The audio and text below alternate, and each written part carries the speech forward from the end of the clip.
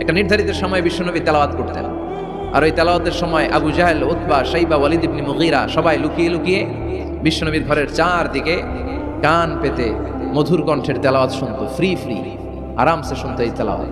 বিশ্বনবীর তেলাওয়াত যখন শেষ হয়ে যেত, এরা ভাগলপুর দিত দৌড়, ফিরে যাওয়ার রাস্তা থাকতো একটা, কয়টা দেখা হয়ে যেত।